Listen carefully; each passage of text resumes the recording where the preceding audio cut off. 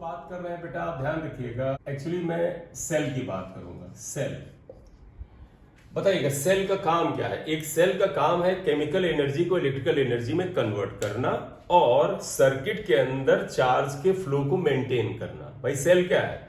किसी सर्किट में लगाया जाता है तो चार्ज के फ्लो को मेंटेन कर देता है। तो what is the functioning of cell? तो पहले हुआ कि भाई ये करता क्या है, ये केमिकल एनर्जी को, क्योंकि हम बात का आमतौर पर इलेक्ट्रोकेमिकल सेल की बात कर रहे हैं, वो केमिकल एनर्जी को इलेक्ट्रिकल एनर्जी में कन्वर्ट करता है और वो किसी सर्किट में चार्ज के फ्लो को मेंटेन रखता है। तो it converts chemical energy into electrical energy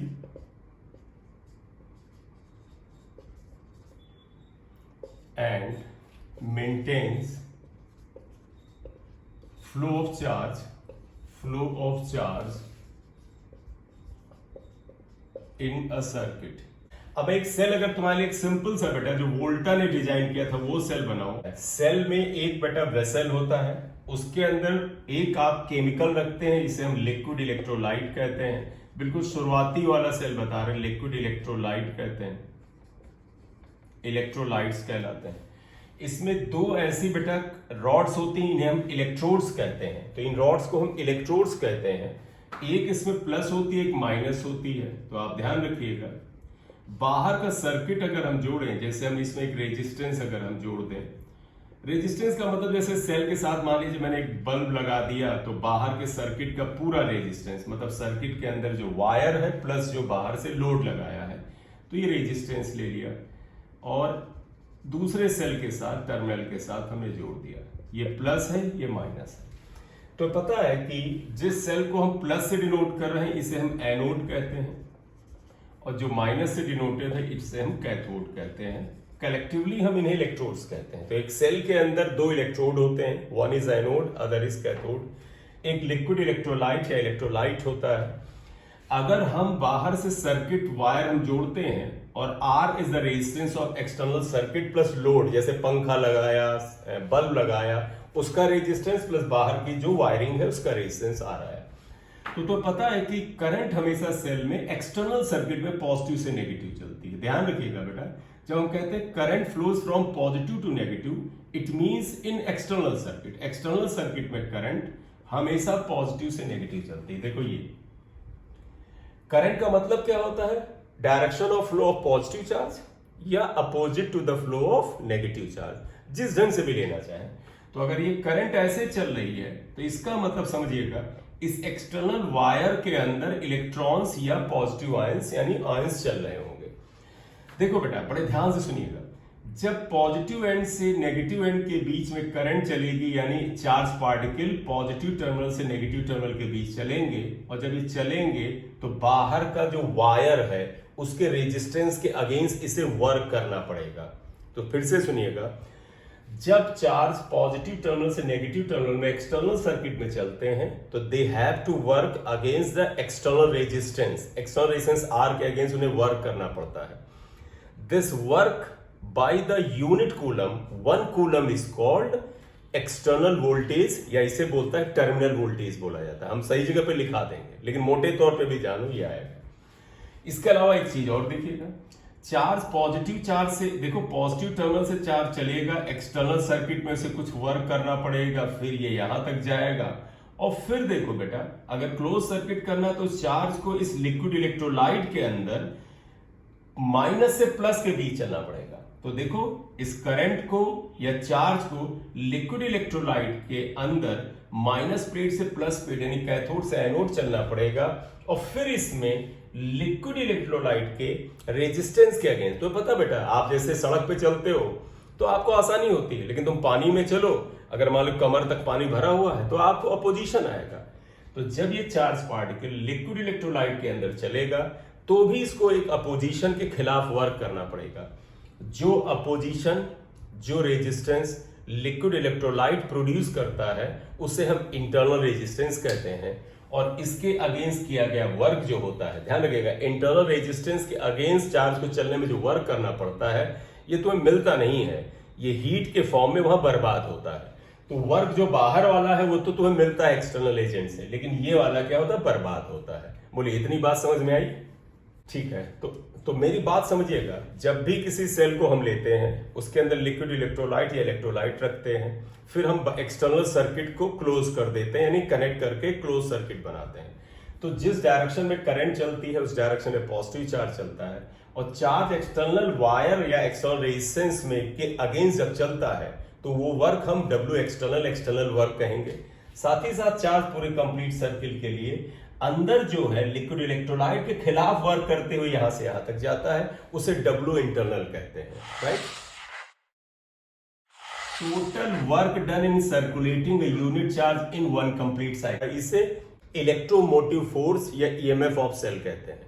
तो ये मैंने तुम्हें एक्सप्लेन पहले किया है, अब मैं लिखाऊंगा तो कोई तकलीफ नहीं होगी। मेरी अगली हेडिंग ही है, इसे हम कहते हैं EMF, E से लिखते हैं। तो पहली चीज तो आप ये ध्यान रखिएगा, EMF electromotive force is not a force. तो नाम तो इसको इलेक्ट्रोमोटिव फोर्स है, लेकिन ये फोर्स नहीं है। तो electromotive force of a cell is not a force, it is work done in circulating और moving unit charge in one complete cycle in entire circle, पूरे में। तो मैं तुम्हें बताऊं बेटा, समझिएगा, अगर मैं तुमसे कहूं EMF क्या है, आप लिखिएगा नहीं, मैं बता दूंगा। EMF इज व्हाट, पूरे सर्किट के अंदर, क्लोज सर्किट के अंदर टोटल वर्क डन जो होगा वो आप निकालें। टोटल वर्क डन में बेटा एक्सटर्नल वर्क डन भी आ गया, इंटरनल भी आ गया, और इसको अगर Q0 चार्ज या Q चार्ज से डिवाइड कर दें तो ये जो वैल्यू आती है इसे EMF ऑफ सेल कहते हैं। डेफिनेशन हमने ऐसे बोला था, if Q equal to 1 coulomb then E equal to बेटा क्या आया, देन E इक्वल टू आ जाता है W टोटल।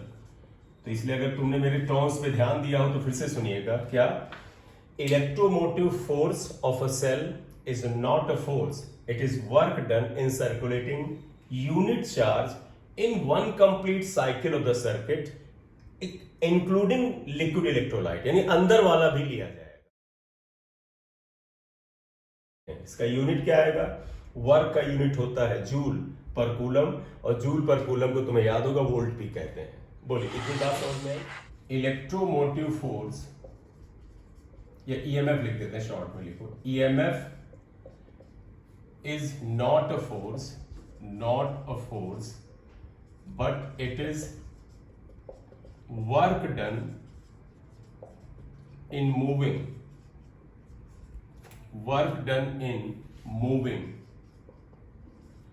यूनिट चार्ज क्यों बेटा, क्योंकि Q इक्वल टू 1 कूलम है, इन one complete cycle of the circuit. Equation 1 को देख के बताइएगा, यूनिट ऑफ E क्या हो जाएगा, unit of E equal to बेटा जूल पर कूलम और वोल्ट हो जाएगा। क्या डायमेंशन निकालने की इसकी जरूरत है, लिख ही लो यार। देखो तो जूल का क्या होगा, mL2T-2, कूलम तुम्हें पता है एम्पियर सेकेंड होता है, तो mL2T-3A-1। क्लियर? चलिए बेटा, ये बेटा EMF ऑफ सेल की कोई डेफिनेशन बोलना चाहेगा, क्या होता है? बिल्कुल सही। तो मोटे तौर पे तुम ध्यान रखो सर, EMF सेल का मतलब होता है एक 1 कूलम चार्ज को अगर एक पूरा चक्कर कराया जाए तो इसमें बाहर किया गया वर्क और अंदर किया गया वर्क, सबका टोटल जो होता है EMF ऑफ सेल होता है। ठीक है, अब अगला आएगा टर्मिनल वोल्टेज। तो हेडिंग दीजिए terminal voltage V of a cell. Terminal voltage क्या होता है, बड़ा ध्यान से सुनिएगा बेटा, मैं एक चीज तुम्हें एक एग्जांपल दे रहा हूं, सुनिएगा। तुम मार्केट से एक सेल खरीद के लाओ, उस पे मान ली सिंपल सा नॉर्मल सा सेल जो हम इसमें रिमोट वगैरह में लगाते हैं, इसको लेकर आए, उस पे लिखा होता है 1.5 वोल्ट। लेकिन तुम पता है बेटा, तुम चाहे लैब से 1 वोल्ट मीटर उठा के ले आना, और जो तुम्हारे सेल पे 1.5 वोल्ट लिखा होता है उस सेल से तार पॉजिटिव नेगेटिव टर्मिनल से निकाल करके तार ले जाना और वोल्ट मीटर से लगाना। वोल्ट मीटर 1.5 नहीं पड़ेगा, वोल्ट मीटर पड़ेगा 1.45, 1.46, 1.47। जो सेल के ऊपर लिखा हुआ है बेटा 1.5 वोल्ट, वो EMF ऑफ सेल है, और जो तुम्हें 1.45 मिल रहा है वो टर्मिनल वोल्टेज है। तो मतलब जानते हो टर्मिनल वोल्टेज हकीकत है, वो जो तुम्हें पूरा मिलता है। तो वास्तव में टर्मिनल वोल्टेज तुम कहोगे फिर सर इसका मतलब क्या हुआ? मतलब ये हुआ, ध्यान रखिएगा, टर्मिनल वोल्टेज क्या होता है? चार्ज को पॉजिटिव टर्मिनल से नेगेटिव टर्मिनल तक घुमाने में सिर्फ एक्सटर्नल रेजिस्टेंस के खिलाफ जो वर्क होता है, W एक्सटर्नल, एक्सटर्नल का मतलब एक्सटर्नल रेजिस्टेंस के खिलाफ वर्क चार्ज को, तो इसे टर्मिनल वोल्टेज कहते हैं। इसलिए Q को अगर 1 कूलम ले लें then terminal voltage equal to W external only. तो जानते हो टर्मिनल वोल्टेज की मतलब काफी कुछ EMF जैसा ही है, लेकिन थोड़ा सा फर्क है। फर्क क्या है? Terminal voltage is equal to the work done in moving unit charge from one terminal to the other of the cell only in external circuit। सिर्फ external circuit में ये आएगा। बोलिए, इतनी बात क्लियर? और ध्यान रखना बेटा, जो टर्मिनल वोल्टेज है वो हकीकत है। ईएमएफ में जानते क्या हुआ? ये अंदर जो नुकसान होता है यहां पर वो भी नोट करता है। वो कहता है भैया इतना नुकसान हुआ यहां पर, तो ईएमएफ में वो जो नुकसान अंदर होता है वो भी आता है। टर्मिनल वोल्टेज इज हकीकत, जो बाहर आपको असली वर्क मिलता है वो आता है। तो बोलिए, इतनी बात क्लियर हो गई?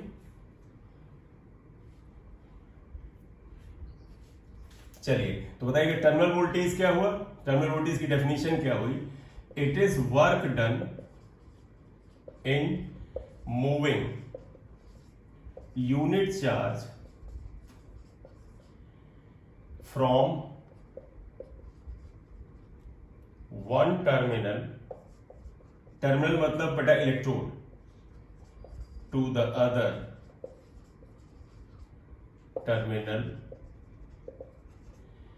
इन external circuit only, external circuit only, right? तो ये सिर्फ एक्सटर्नल सर्किट में एक टर्मिनल से दूसरे टर्मिनल तक ले जाने में वर्क डन होता है।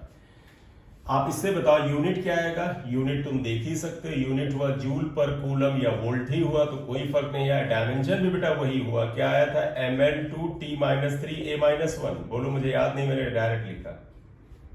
तो अब अगला टर्म जानते क्या आएगा? Internal resistance. मैंने तुम्हें बताया था इंटरनल रेजिस्टेंस क्या? Resistance offered by electrolyte. जो लिक्विड, देखो चार्ज जब ऐसे यहां से यहां चलेगा तो लिक्विड इलेक्ट्रोलाइट उसको चलने में एक बाधा डालेगा, एक हिंड्रेंस प्रोड्यूस करेगा, उसे इंटरनल रेजिस्टेंस कहते हैं। ठीक है, तो आप लिखो इंटरनल रेजिस्टेंस, इंटरनल रेजिस्टेंस, इसे स्मॉल r से लिखते हैं। लिखो resistance offered by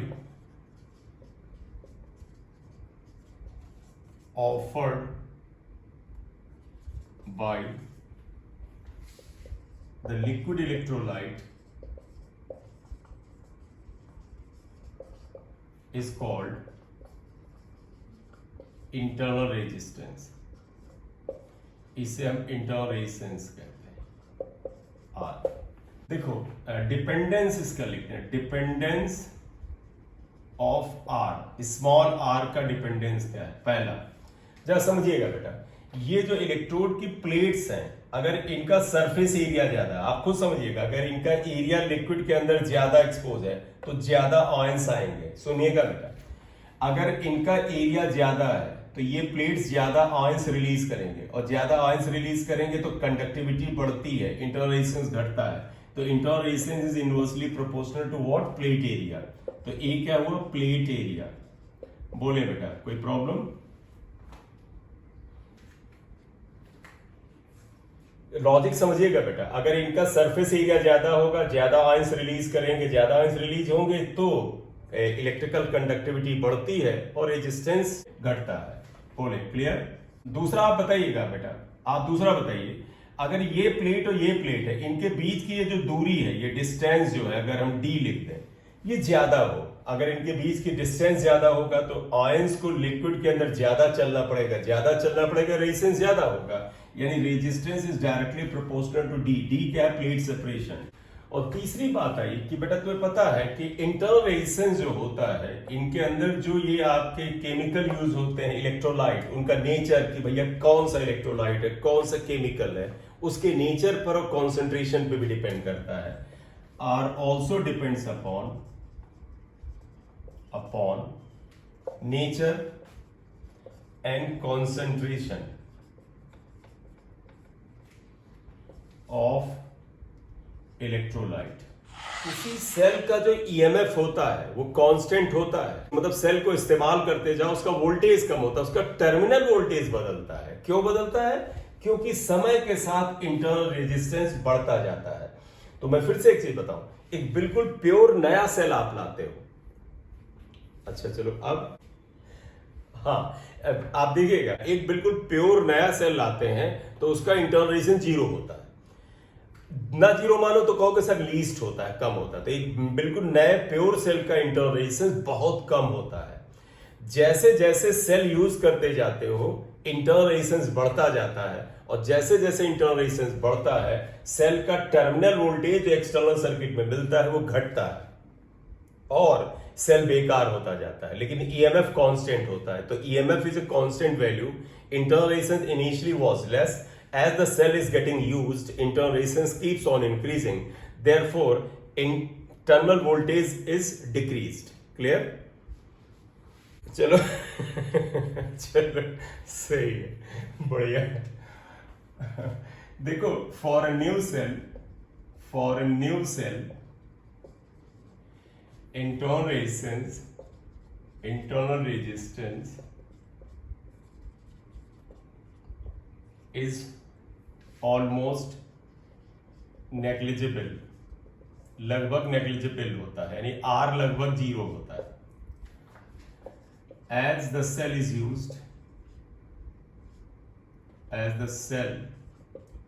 used R increases and V decreases. तुम कहोगे वी क्यों घटता है, आएंगे अभी, हालांकि आप जानते हो वी को ई माइनस आई आर होता है, वो हम अभी आएंगे। अब हेडिंग डालिएगा relation between E and V।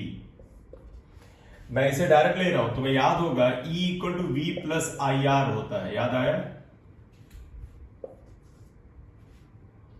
ये? तो आप ध्यान रखना, जरा गौर से देखो, हमेशा E जो है ईएमएफ ऑफ सेल है वो वोल्टेज से ज्यादा है। देखो बेटा वोल्टेज होना भी चाहिए, क्योंकि ईएमएफ ऑफ सेल में बाहर वाला भी वर्क है और अंदर वाला भी वर्क है, और जबकि वोल्टेज V जो है तो सिर्फ बाहर वाला वर्क है, तो इसलिए V equal to E minus I R होता है। तो इसका मतलब क्या हुआ, गौर से देखो, टर्मिनल वोल्टेज हमेशा ईएमएफ ऑफ सेल से कम होता है, E माइनस आई आर कम होता है। तो आमतौर पर समझिएगा terminal voltage is always less than EMF of cell. बस एक ही स्थिति में terminal voltage EMF of cell से बड़ा होता है, वो जानते क्या होता है? Recharging of cell. जब सेल आपका डिस्चार्ज हो जाता है, रिचार्ज करते हैं, तब V जो होता है E से बड़ा हो जाता है। तो इतना लिखो, फिर इसमें अगला पॉइंट डालें। तो ये आप प्रीवियस नॉलेज 10 से भी किया हुआ है, और ये जब 12th का क्लास होता है उसमें इसको डेराइव भी कराते हैं, तो यहां पर नहीं करा रहे क्योंकि आपको अप्लाई करना है। ठीक है, ठीक है। जो 12th का लेक्चर वो जब डालेंगे इसको अलग से, तो उसमें मैं डेराइव भी करा दूंगा, आप देख लीजिएगा। तो एक बार देखिएगा, इसमें V equal to E minus I R होता है, इसका मतलब क्या? Terminal voltage is always less than that of the EMF of cell. तो आप ध्यान रखिएगा, terminal voltage V is always less than E only in recharging of a cell की रिचार्जिंग में जो होता है V इज ग्रेटर देन, या V ग्रेटर देन E होता है। तो इसलिए अगली हेडिंग ही हमारी हो जाएगी recharging of a cell. Cell recharging का क्या मतलब हुआ? कोई सेल है वो वीक हो गया है, जैसे आपका मोबाइल का बैटरी सेल हो जाता है, तो आप उसे उस मोबाइल का जो वोल्टेज है उससे हैवी वॉट और वोल्ट के सोर्स से कनेक्ट करके रिचार्ज करते हैं। तो वही यहां हम बता रहे हैं। देखिए क्या, ये आपका सेल है जिसका ईएमएफ E है, और इसे तुम्हें रिचार्ज करना है विद अ बैटरी। ये बैटरी हैवी है। रिचार्जिंग की एक और प्रॉपर्टी आप ध्यान रखिएगा, रिचार्जिंग में जो सेल रिचार्ज करना है और जो एक्सटर्नल बैटरी है, दोनों के पॉजिटिव से होंगे, नेगेटिव से होगा। तो आप उल्टा नहीं लगा सकते कि माइनस इधर लगा लेते, तो फिर वो वापस क्या होगा, इसको रिचार्ज करने के बजाय डिस्चार्ज करने लगेगा। तो खैर ध्यान रखिएगा, प्लस से प्लस, माइनस से माइनस लगा होगा, ये आप रिचार्ज करेंगे। अगर ये बैटरी को अकेले लगाया जाता तो पता है बैटरी अपनी करंट बाहर की ओर देती है, क्योंकि direction of current in a battery क्या होता है, एक्सटर्नल सर्किट में पॉजिटिव से नेगेटिव होता है। लेकिन आप खुद देखिएगा, एक जगह पे अगर दो करंट है, एक इस सेल की करंट है, तो इस सेल की करंट अगर मान ली इधर की ओर है, जैसा ये है होना भी चाहिए, और इस बैटरी की करंट ऊपर की ओर है। मैं डायरेक्शन वाइज कहूं, इस सेल की करंट एंटी क्लॉकवाइज है और इस स्ट्रॉन्ग बैटरी की करंट क्लॉकवाइज है। निश्चित रूप से अगर दो करंट होंगी, एक ये करंट, ये एक करंट, तो ऑब्वियस बात है नेट करंट क्या होता है, दैट इज द अलजेब्रिक सम, यानी उसमें जो डोमिनेट करेगा वही करंट को कंट्रोल करेगा। ऑब्वियस बात ये स्ट्रॉन्ग करंट है क्योंकि बैटरी स्ट्रॉन्ग है, ये कमजोर सेल है, इसलिए ये करंट डोमिनेट करेगी और इस सेल में करंट की डायरेक्शन जो नॉर्मल वे में तो बाहर होता है, अब ये अंदर की ओर हो जाएगा। और जब करंट की डायरेक्शन अंदर की ओर होगा तो इसे माइनस से डिनोट करेंगे। Therefore while charging a cell, current in the cell which is to be charged, उसमें करंट की डायरेक्शन उल्टी हो जाती है। अब अगर ये करंट की डायरेक्शन उलट गई तो हमने माइनस से दिखा दिया, मेन आइएगा, इसलिए टर्मिनल वोल्टेज क्या होगा, बेसिक फार्मूला तो ये है बेटा, E माइनस आई आर। तो E माइनस, ये माइनस रहेगा, लेकिन I की जगह अब माइनस आई आएगा क्योंकि सेल में करंट की डायरेक्शन रिवर्स हो गई माइनस, इसलिए प्लस हो जाता है। तो ओवरऑल आपको ये बड़ा इंपॉर्टेंट तरीके से ध्यान रखना है कि जब एक सेल को हम रिचार्ज करते हैं, बस उसी केस में उस सेल के टर्मिनल का जो वोल्टेज V होता है उस सेल के EMF से बड़ा हो जाता है। लॉजिक बड़ा क्लियर है क्योंकि अब सेल के टर्मिनल, सुनिएगा बेटा, लॉजिक बड़ा क्लियर है कि सेल के जो टर्मिनल वोल्टेज है वो इसके द्वारा कंट्रोल नहीं है, इसका टर्मिनल वोल्टेज इस बैटरी के द्वारा कंट्रोल है। ऑब्वियसली बात, इस एंड और इस एंड यानी पॉजिटिव प्लेट नेगेटिव प्लेट में जो वोल्टेज होगा वो इस बैटरी का वोल्टेज आएगा, और जब इस बैटरी का वोल्टेज होगा that would be greater than that of the EMF of the cell. Anyway, अब हम ये बात बताना चाहते हैं, जब किसी सेल को इस्तेमाल किया जाता है तो उसके लिए वर्ड यूज किया जाता है डिस्चार्ज। जैसे ये बैटरी देखो, इसे इस्तेमाल किया जा रहा है तो ये डिस्चार्ज हो रही है, और तुम पाओगे कि ये बैटरी धीरे धीरे कमजोर होगी। क्यों? क्योंकि अपनी एनर्जी इसमें भेज रही है। तो जब किसी सेल को इस्तेमाल करते हैं किसी सर्किट में करंट भेजने के लिए, तो इसे हम डिस्चार्ज बोलते हैं। तो कभी कहा जाए बैटरी इज डिस्चार्ज, इसका मतलब वो इस्तेमाल हो रही है। और जब बैटरी डिस्चार्ज होती है, इस्तेमाल होती है, तो वोल्टेज का ये फार्मूला होता है नॉर्मल वाला। लेकिन जब किसी सेल को रिचार्ज किया जाता है, कमजोर हो जाए सेल तो रिचार्ज करोगे, जब रिचार्ज करोगे तो सेल करंट दे नहीं रहा होता, वो करंट का इस्तेमाल कर रहा होता है, और उस समय ये फार्मूला हो जाता है। तो डिस्चार्जिंग ऑफ सेल मतलब सेल इज गेटिंग यूज्ड, ये आएगा, और रिचार्जिंग ऑफ सेल मतलब cell is actually using the external currents for getting recharge. तो इसमें ये फार्मूला आता है। बोलिए, इतनी बात क्लियर? ठीक, थैंक यू।